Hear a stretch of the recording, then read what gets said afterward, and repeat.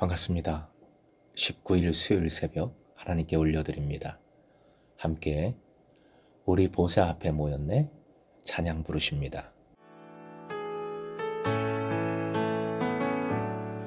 우리 보좌 앞에 모였네 함께 주를 찬양하며 하나님의 사랑 그 아들 주셨네 그의 피로 우린 구원받았네 십자가에 서서 드신 그 사랑 강같이 온 땅에 흘러 각 나라와 족속 백성 방언에서 구원받고 주 경배 드리네 구원하심이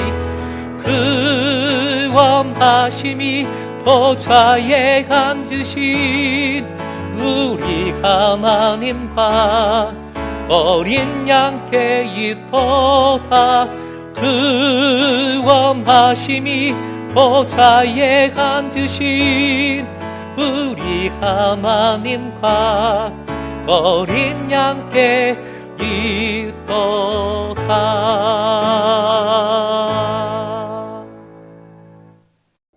오늘 말씀은 마태복음 8장 28절에서 34절, 28절부터 34절까지의 말씀입니다.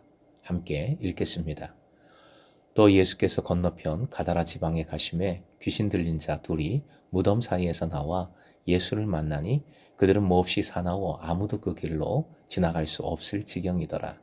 이에 그들이 소리질러 이르되 하나님의 아들이여 우리가 당신과 무슨 상관이 있나이까?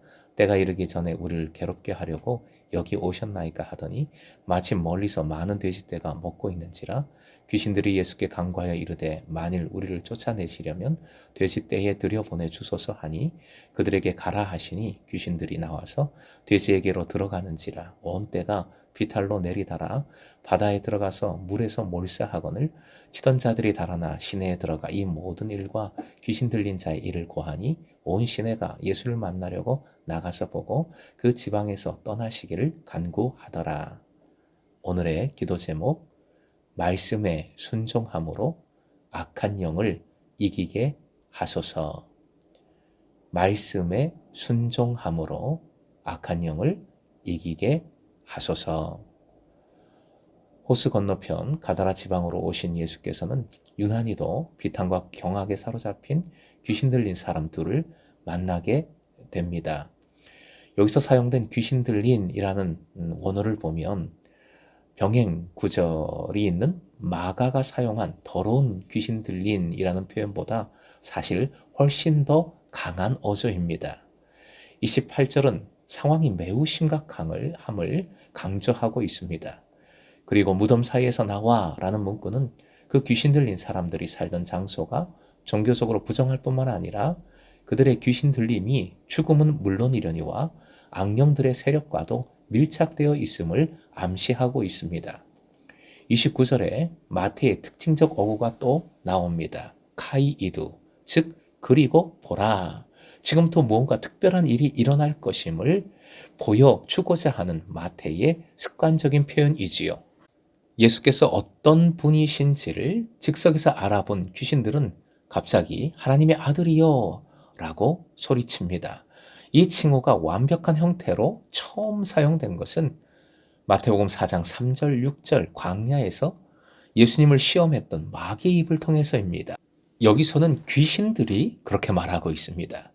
귀신들은 예수님의 정체를 즉석에서 식별함과 동시에 주님으로 인해 자신들의 영역이 뿌리채 위험받고 있음을 감지하고 있습니다.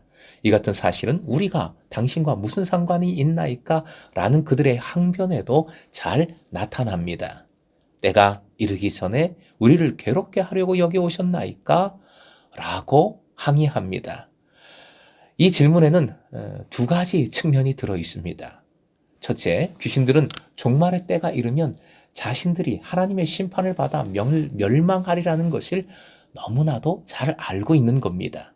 둘째, 그들은 그때, 이것이 카이로스죠.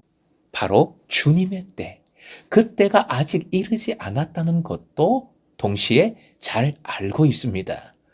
그들은 예수께서 너무나도 일찍 오셔서 자신들의 영역을 위협하신다고 항의하고 있는 겁니다. 하나님의 나라가 임하되 최종적으로 완성되어야 함을 보여주는 대목이지요. 30절 이하는 사실 이해하기 힘든 장면입니다. 여러 의문이 생기는 사건이지요. 돼지떼가 있었다는 사실은 그 일대에서 돼지를 치고 있던 사람들이 이방인들이었음을 나타냅니다. 이방인 지역입니다. 귀신들이 다급한 심정으로 돼지, 다른 생명체 속으로 들여보내달라는 간청은 성경에서 오늘 본문이 유일합니다. 무적행으로 되돌아가기를 꺼려한 나머지 심지어 불결한 돼지떼의 품에라도 들어가기를 원한 것으로 보입니다. 귀신들이 순간적인 기지를 발휘했음에도 불구하고 돼지떼조차도 그들을 받아들일 수 없었으므로 결국 돼지떼들은 비탈을 내리달려 물속에 빠져 죽고 말았다는 사실이 중요한 의미를 갖습니다. 비탈을 내리달려 물속에 빠져 죽었다는 문구 바로 앞에 또 이두, 보라가 기록됩니다. 결과적으로 귀신들은 돼지떼 속으로 들어가지 못하고 쫓겨난 것입니다. 여러 가지 의문에 말씀은 답이 없습니다.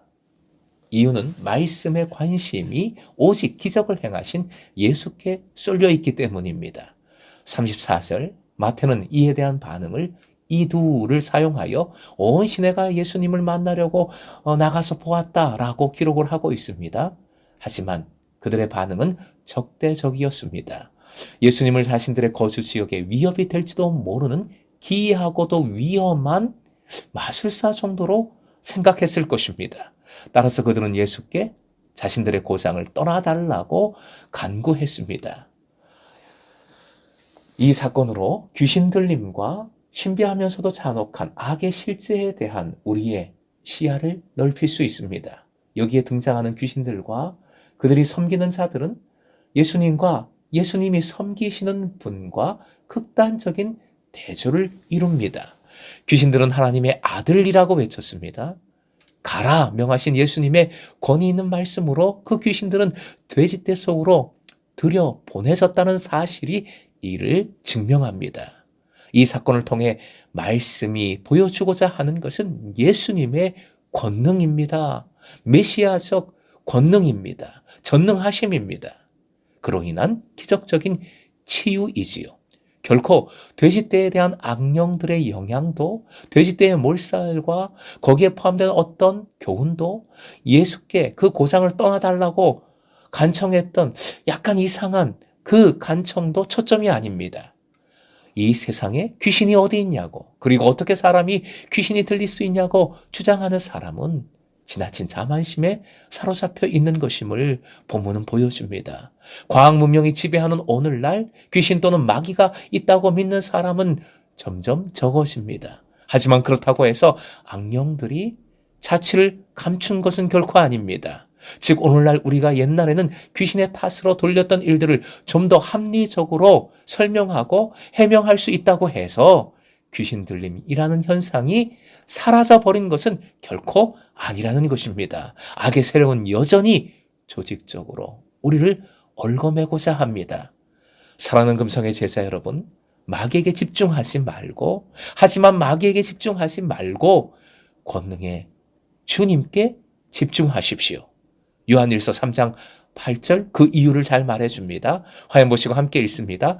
죄를 짓는 자는 마귀에게 속하나니 마귀는 처음부터 범죄함이라. 하나님의 아들이 나타나신 것은 마귀의 일을 멸하려 하심이라. 오늘 본문은 이 선언의 실제입니다. 사랑하는 금성의 제자 여러분, 깨어 마귀를 대적하십시오. 틈을 주지 마십시오. 이를 위해서 말씀은 승리의 열쇠를 우리에게 알려주었습니다. 야고보서 4장 7절 쉬운 번역인데요. 함께 읽겠습니다. 그러므로 하나님께 복종하고 악마를 물리치십시오. 그리하면 악마는 달아날 것입니다. 무엇보다도 주님께 주님의 말씀에 순종하십시오. 그것이 승리입니다. 오늘도 순종함으로, 말씀에 순종함으로 승리하는 금성의 제사 되시길 주님의 이름으로 축원드립니다.